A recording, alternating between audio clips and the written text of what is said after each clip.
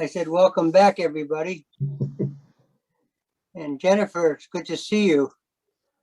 I'm curious about the background. I think you're at the neighbor's house, I take it?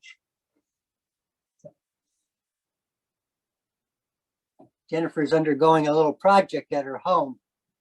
So sometimes she has to seek respite in a nearby house.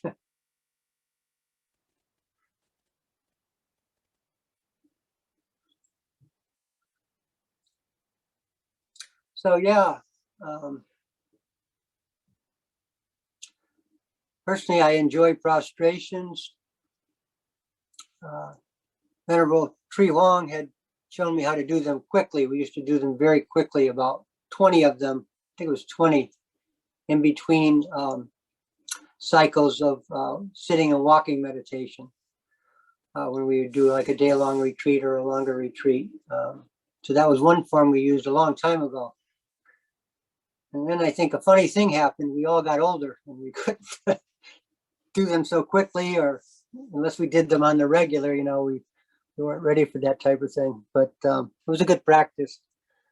Got the circulation going. But also, for me, I feel like when I take the prostration, it feels like I'm diving into the pool of everything else that I'm connected to. The first time I did earth touchings was at a place called Maple Forest Monastery in Vermont that I spent a lot of years in the beginning of my practice in the Plum Village tradition. And I was not happy about this. I didn't understand the whole thing of prostrations.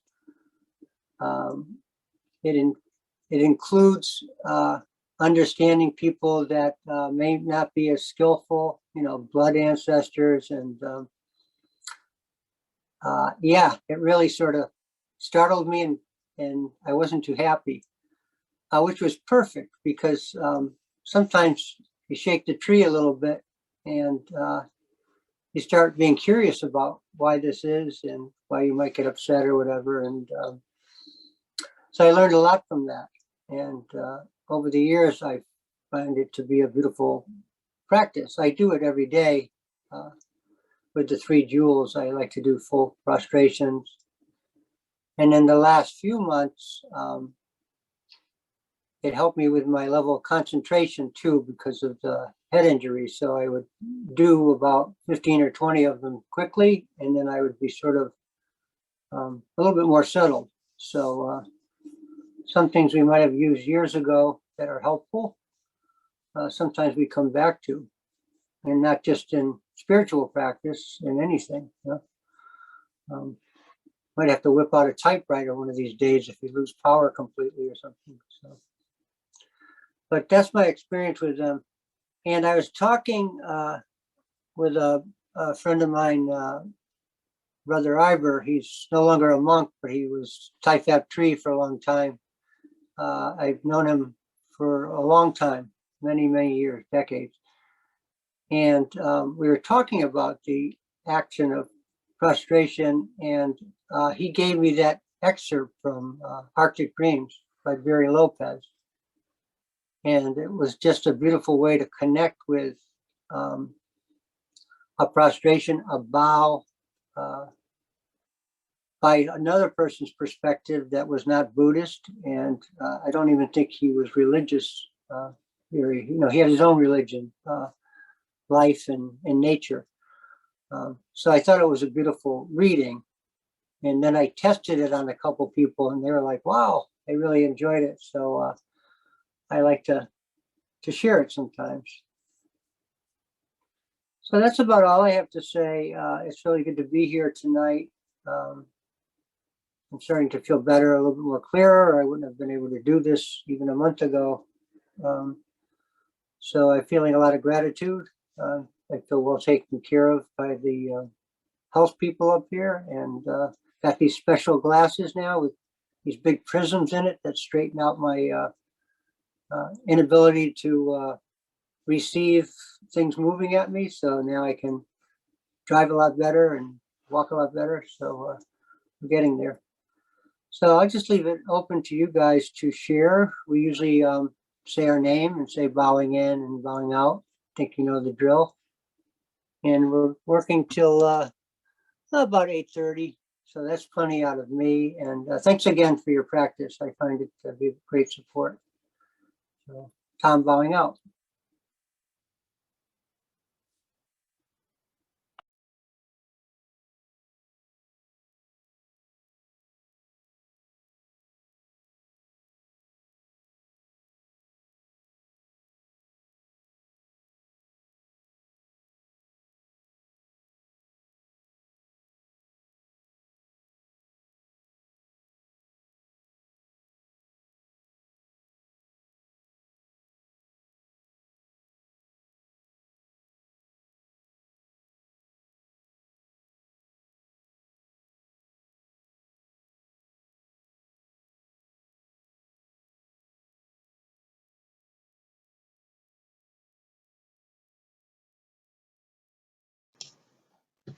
Jeff bowing in. So thank you very much, Tom, for offering this practice. A couple observations. One is the last time I did touching of the earth was a number of years ago, and I found out I had some different body aches now, and I had to adjust a couple different times to find something that was comfortable. So that was interesting. Impermanence. Yeah, and I learned touching of the earth at Blue Cliff, and and similarly, it was just interesting and challenging to connect both with kind of the rosy good parts of your ancestry, whether it's spiritual or blood ancestry or country ancestry. But there are certainly some negative aspects there that are more challenging to come to terms with. And I think it's a very kind of useful thing to get away from the dichotomy that can be there, particularly when we're doing a spiritual practice and there are a lot of kind of good feelings emotionally and some very deep good things. But it's good to be reminded of the connectedness that's there, which I think can help us a lot in perhaps dealing with some people who otherwise may upset us enough that we just want to reject them and not try to necessarily understand them. So it's a good practice. I appreciate it. Yeah, I definitely like the fourth one you added. It took me about to the fourth one to get a comfortable physical position.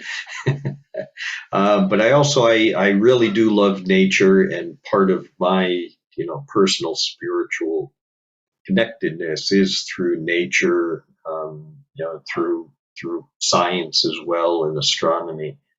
And I love Carl Sagan's expression, "We are all star stuff." So I did really appreciate the poem and felt a big connection with that, and definitely helps me to kind of feel the interbeing between myself and the world and nature. So I really thank you again. Jeff bowing out.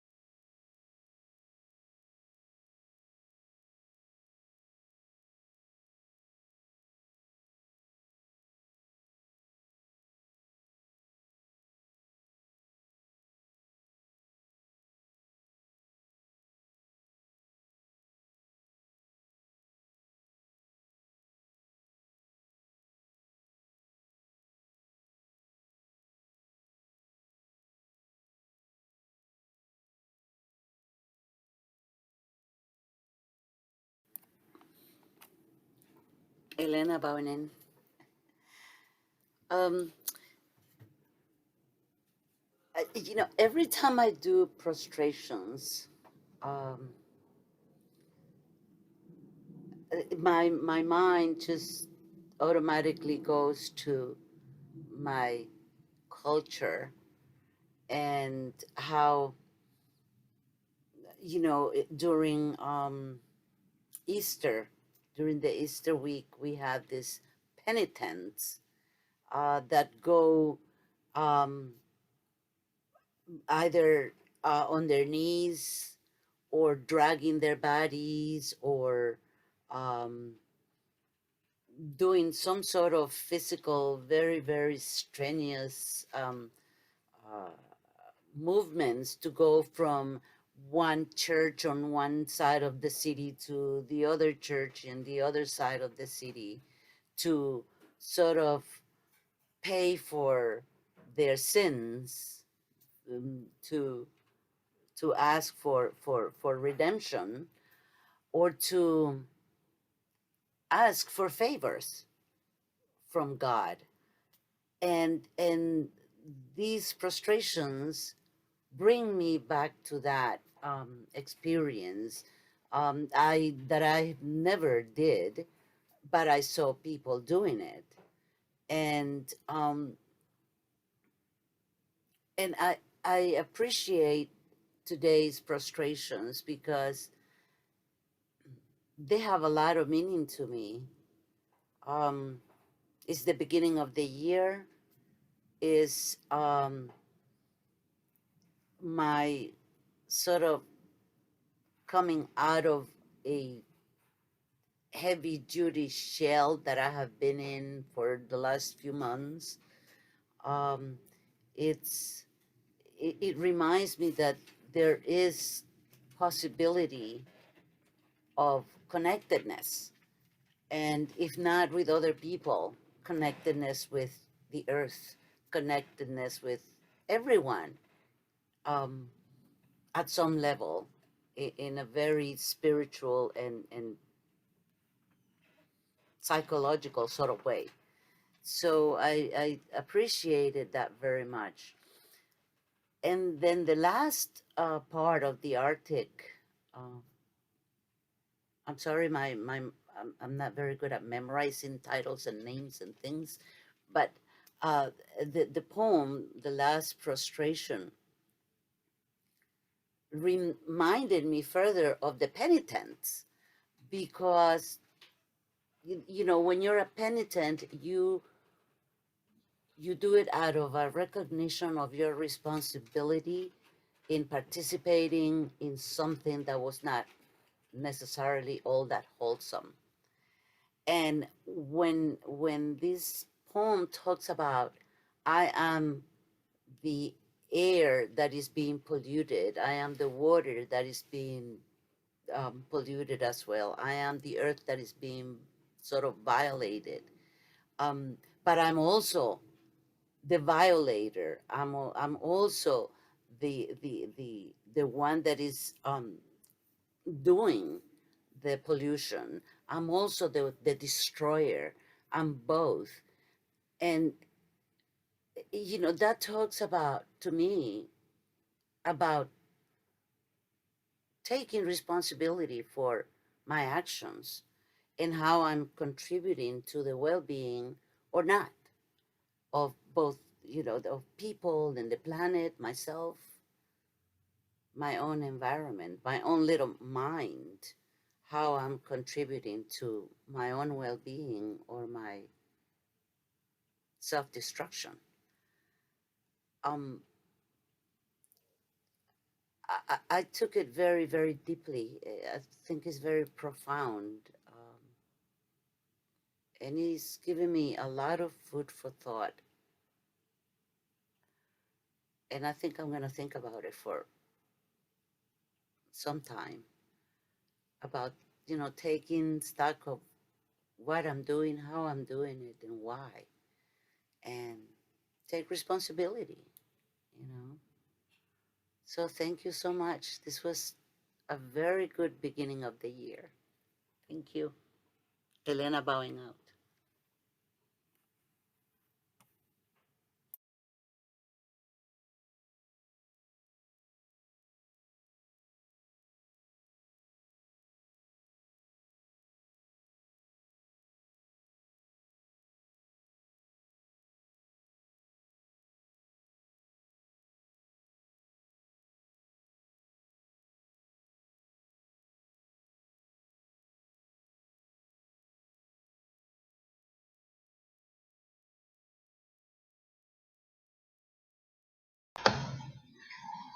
Janet bowing in.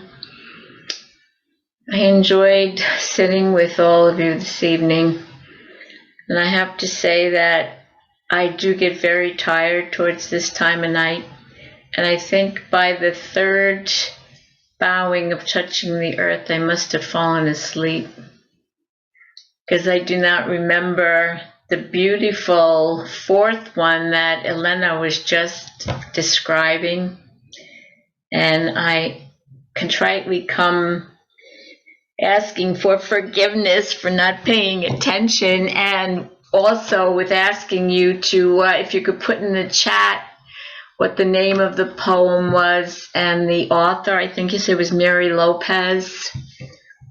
And I would like to get that poem somehow and read it for myself today when I'm awake. So thank you all for listening to me. I can, it's an excerpt from a book. So what I'll do is, it's a book called Arctic Dreams by Barry Lopez. He was a nature writer, basically, but pretty deep. But I can photograph it and then I'll send it to Craig and maybe he can put it in with the recording. I don't know how you guys do that, but it can get to other people that way, I think. So then you'll Thank have you it. so much. You're welcome.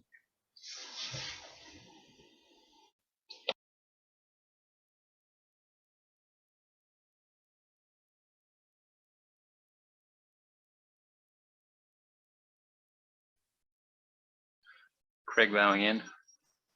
Sorry for my tinny microphone. I think it's tinny. It's Tim. Thank you, Tom. That was wonderful. I find touching the earth to be incredibly powerful. And the timing, coming in January, I think a lot of people think about renewal and change and kind of evaluating where they have been, where they're going. And so it really, and I have been doing that and making changes. So I was looking forward to experiencing this, and it was everything I hoped it would be. So thank you. Yeah, so renewal, change, being unbounded by what we were, because as the ceremony points out, we are much more than we think we are. I mean, we are everything and have connections to all, and it's just the kind of the dissolution of self and expansion into everything. It's just really cool, and it's interesting to see it from different traditions. The Lopez poem, you had shared that with me before, and I have read it a couple of times, and it's beautiful, and it's a real vocabulary builder with some of those words. But it's nice to see, basically the same idea. I think I had also understood that he was not of necessarily the Buddhist tradition, but it is cool to see, the exact same thing from different points of view. Just kind of validating that this is a really important, state for us to be in, or exercise for us to undergo, or just way of looking at things. So that was nice. This ceremony itself, the looking for your spiritual ancestors, your blood ancestors, and then the other direction, your spiritual descendants and blood descendants, and the good and the bad is really cool. And because normally we would just want to pick out all of the good, but it's well, good and bad is kind of a debatable term also, but it is important to include that, because that helps generate compassion to everyone. But it's also important to do that because it allows you to more easily generate compassion towards yourself. I mean, a lot of times we think of all of the good, and then there might be kind of a subtle comparison there. I'm certainly not measuring up to all of these people, but there is no measuring, and everybody is a big mix of everything else. So it's helpful in that regard. I feel much better. So thank you, Tom. Craig bowing out.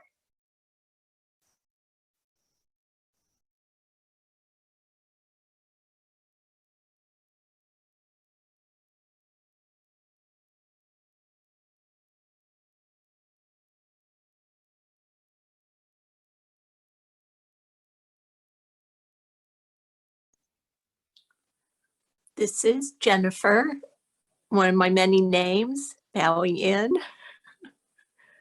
I'm just filled with so much love to see you all. My heart is very full. And Jeff, I can't remember the last time I saw you, but I just feel so touched to see your face and hear your voice. It's just You too. really so sweet. Yeah, so. And Janet, I know we don't know each other, but I know we've been together in book group at least once. So I recognize your face and your voice. And of course, Craig and Elena and Tom. Yeah, I had to be here because I love this practice. It's very sweet, touching practice. Yeah, and I had forgotten about the 20 prostrations. I can't believe I've forgotten about that. Oh my God, remember it would be like, it's like an aerobic workout to do those. Oh my God, I'd completely forgotten about that. So sweet to be reconnected to that memory, just very sweet. Yeah, just am really touched by the sweetness and the love, the warmth, I look at, those of us who have known each other for a while and I see like, oh, you know what? We're all a little older.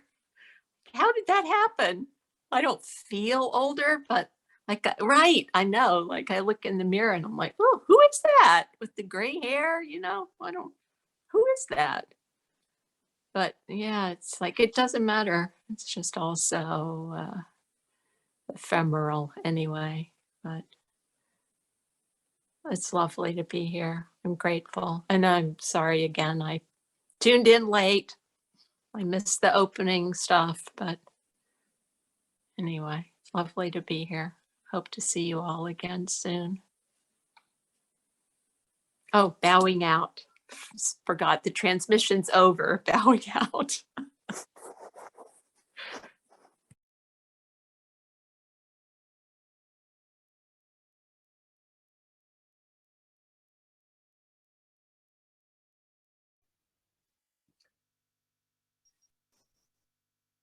Craig bowing in You know- again. Oh, I'm sorry. Go ahead, John. Go ahead. Well, it's just It- quickly the comment about who is that in the mirror. For me, the answer is, why is my father in the mirror? And yes, it is the one direction of time. But I think it's great getting older. I mean, I say this, as somebody that hasn't had too many old age related afflictions, but I think I've said in different groups that said the same thing before. All of my life I was the youngest of four. And so it was always like, wait till you're older, wait till you're older. And I'm 65 now and I'm still waiting till I'm older. But now I actually am older. So it's great because, this is put up or shut up time. And it is just a very invigorating thing. All of these things that I was waiting for and the people that were going to tell me to wait, they're not alive anymore. So it's really, kind of all of the restraints come off, or all of the excuses go away. And then, the whole idea of all of the things that I waited for or was afraid of doing, I'm not afraid anymore, and it's cool. So I think it's great. I like getting Greg bowing out.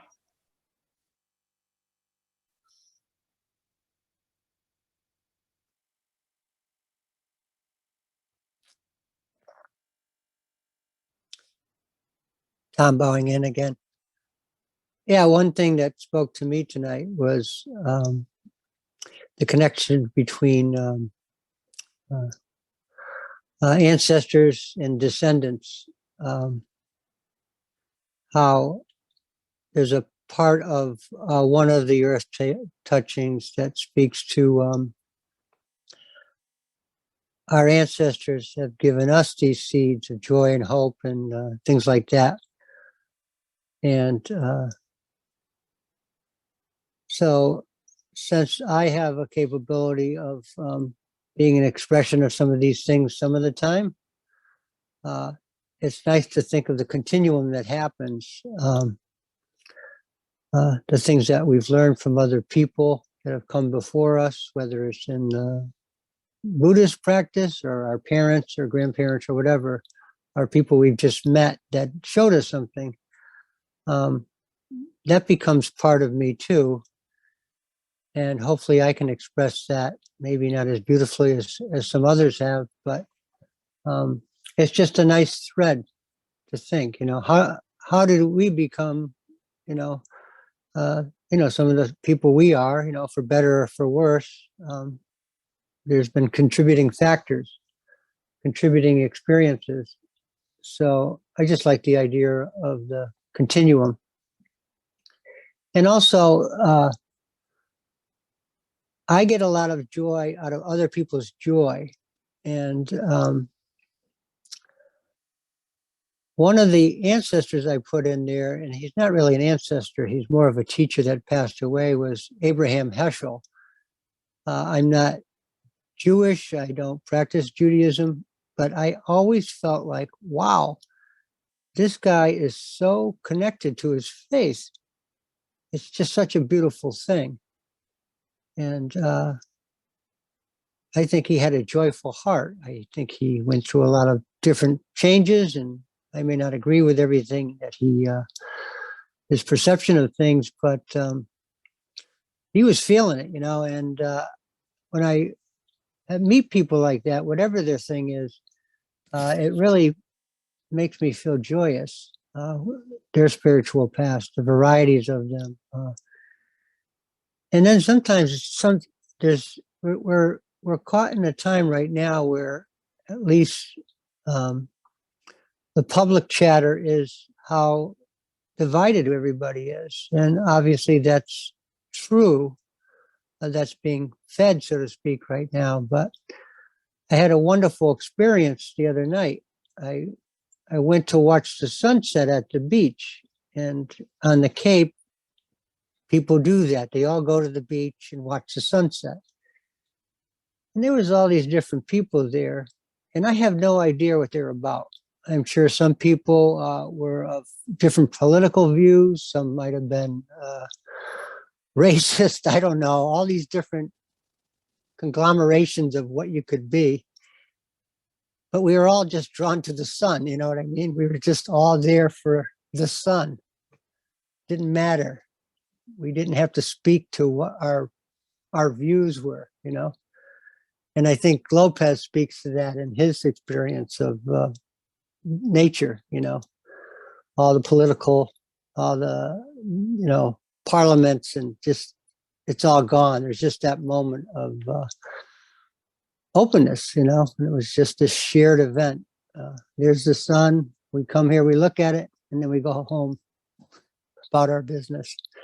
So that makes me feel optimistic that there's a lot of qualities that people have, and if we can not get so caught up in shortcomings of others and ourselves, it doesn't have to be too bad of a place to be, So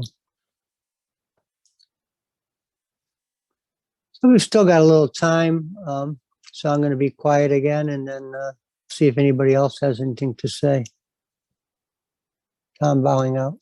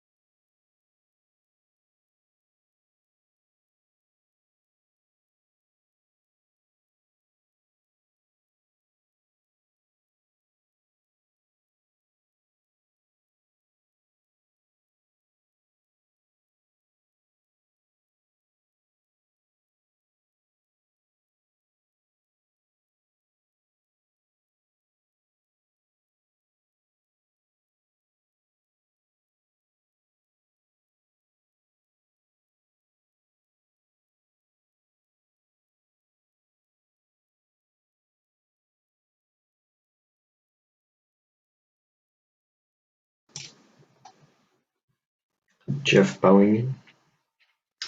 Yeah, the connection with our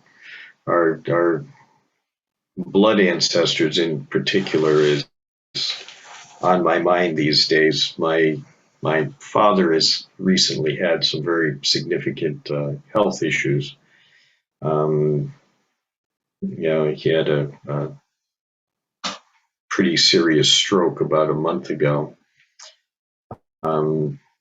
And he's still able to talk. He's still there. He still knows who everyone is. But he's just not, he's not able to think clearly for long.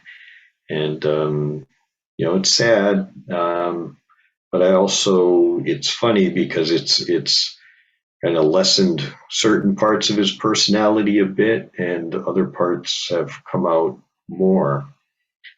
He's more emotional than he used to be, or at least letting more of it out.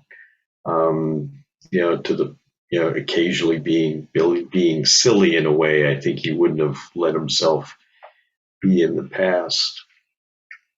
And it kind of reminded me how he was like that when I was young and my siblings were young, and then he was a bit of a hard ass and had some issues. And of course got to see him with my kids, and so geez, he's way nicer to them than he was to us. That's probably a pretty common refrain with looking at fathers versus grandfathers. The other piece that's kind of powerful is to see him in a different way. He has hard days and hard moments, and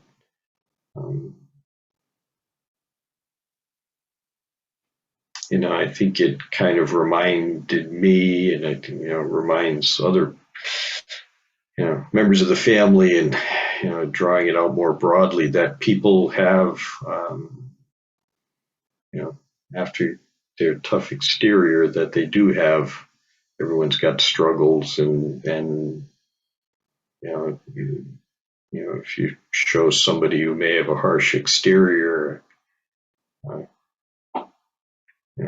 few kind words, you may find that hard crust is covered up a squishy inside. So we're taking care of my dad. He's actually supposed to be going back to the house with my mom tomorrow with a lot of support.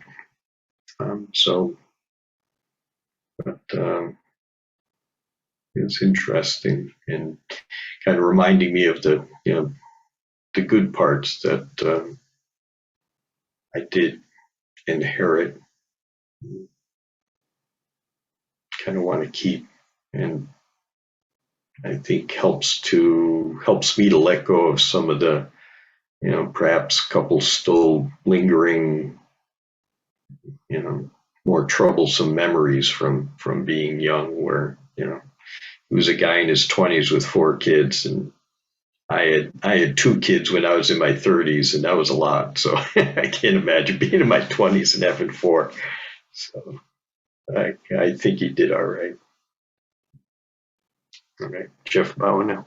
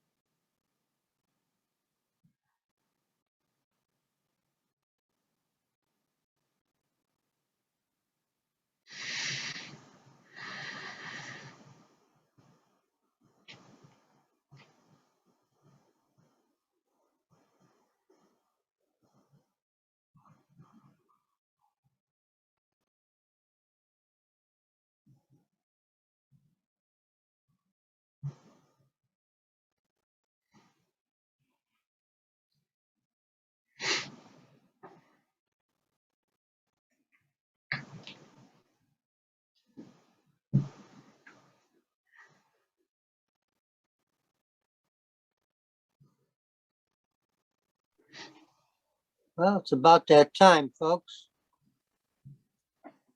Nice to be back after we took, I think wisely took December off. I think we all just needed to sort of be with our busyness of the holidays or whatever responsibilities we had there. And even if it's not a big celebration, I think there's a lot of energy in the air around the holiday time. You know, people are trying to fit everything in and things. And so it's good to lessen some of the things that, you know, are actually of benefit to lessen when we can.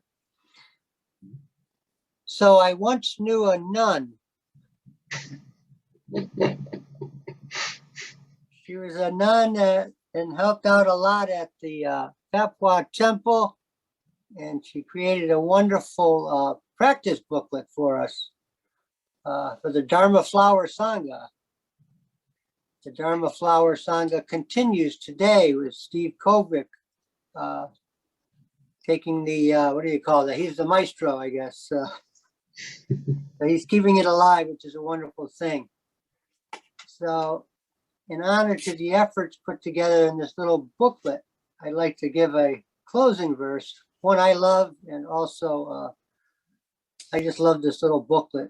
By the way, this is not stolen, it's just on permanent loan. So I'm sure Taylor would be fine with it. He'd be happy I was using it.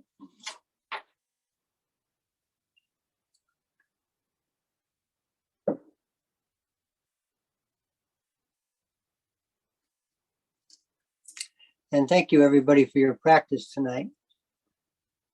So we'll close with the Zen dedication of merit.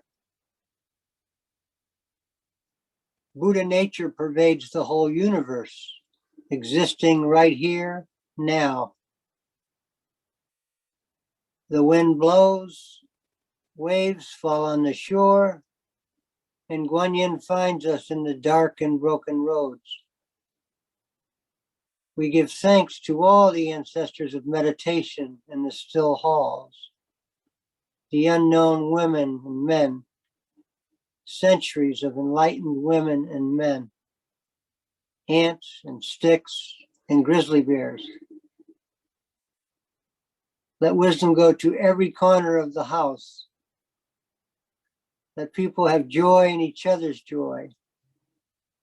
All Buddhas throughout space and time, all honored ones, Bodhisattva, Mahattattvas, wisdom beyond wisdom, Maha Prajna Paramita.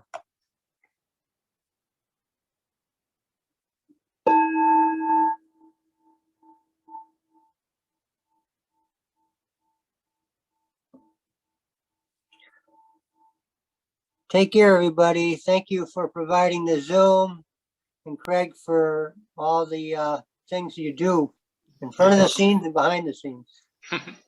Yeah, thank you. Thank you, Tom. Thank you, Craig, everyone. Thanks, Tom. It's so Craig. good You guys to see have a you good again. night. Thank you, everyone. Craig, please stay Here. 1 second. Sure. Okay. May you be well. So Thank do you, you, Janet. Janet. Thank you. Thank you. I just wanted to say, Greg, I'm going Yes. to, once it's downloaded, the recording, I will send it to you so you can cut it, Okay. you know, for the minutes that we were away. I Sure. didn't stop the recording, so they need cutting. Yeah. Okay. I will do that. Okay, Thank you very much. sure. Thank you. Bye, Jennifer. Bye, Bye. Jeff. Bye, everybody. It Good was night, great seeing everybody. you Nice to see you, all. Take Jennifer. care. Yeah, good to Likewise, see you. Craig. Night, night, Bye. night, Jeff. Bye-bye. Yeah, good Night. night.